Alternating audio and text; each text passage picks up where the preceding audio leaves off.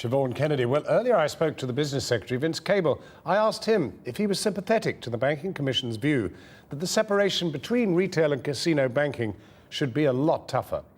Well, we are separating the retail and casino banking. That's the whole point of the ring-fencing proposal. And the way the government's currently proposing to proceed is based on the recommendations of Sir John Vickers and his team. They laboured over this for well over a year. And we want now to proceed with it to get it into law. Now, the Commission today, which actually endorses that approach, in a very radical approach, so raises this kind of secondary question about what happens if it develops leaks, if the bankers find a way around it. And there are some perfectly sensible ideas about how you review this.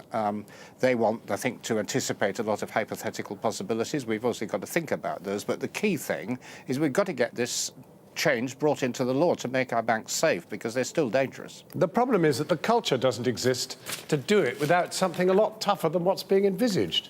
Well, what is being envisaged is tough legislation. We're not relying on self-regulation. We don't trust the banks to sort this out themselves. And that's why the government is coming forward with the separation of retail and casino banking through law, through a ring-fencing system. Now, you can ask the question, well, what happens if it doesn't work well and you have to have some backup action? Well, let's confront those questions when it goes through Parliament. But let's not pretend that what the government is doing isn't radical. It is the most radical reform in the Western world. You see, there is one very, very high-profile issue which really describes the nature of the problem, and that's the continuing trouble with interest rate swaps, which enormous number of small and medium-sized businesses was missold. Everybody's agreed they were missold. And yet we come across case after case after case in which ordinary small businesses are still having to pay for these swaps. Why can't you intervene in the market there? Well, I am intervening, actually. I've taken personal interest in this. I met the chairman of the regulator 2 days ago. I met the campaigning groups.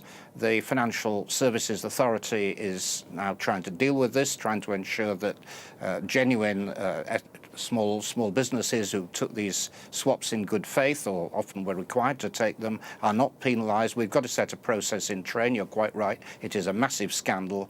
And I'm hoping over the next few weeks there will be a proper set of rules to ensure that those small companies that have been missold will be compensated and help to deal with the swap arrangements. Well, that deals with the sort of content of the problem, but the issue, the specific issue tonight, is whether they should still have to go on servicing these missold products. It isn't just they want the compensation, they need to stop having to pay terribly urgently needed monies into servicing these bent products.